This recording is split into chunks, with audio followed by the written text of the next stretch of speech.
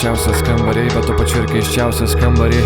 Ieškodavau būdų vis kaip užsidaryti, dabar aš pasų senatvės nežinau ką daryti. Bet kai išeinu į mišką, man geriau,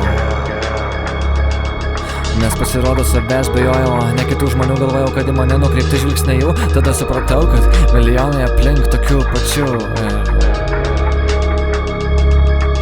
Dabar man ramiau. Slepiausi ant stogų nuo visų, neišlįsdavau iš apleistų pastatų. Žmonės nežiūri į dangų, kaip galvų nuleistų, o aš iš viršaus stebiu visas. Gal ir keista, bet man gražu.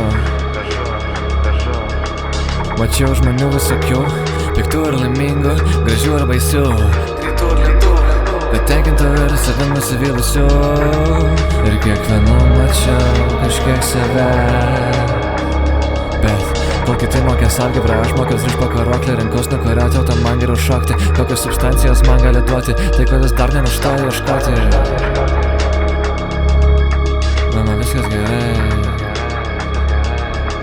Ir dar nenustojau kiekvieną dieną savo meluoti. Jei kažką moku, tai prokrastinuoti. Laukiu žvaigždžių, kol man kelią parodys, po kurio medžio galėčiau prigult amžinam pamiegoti. Bet tu man sakei,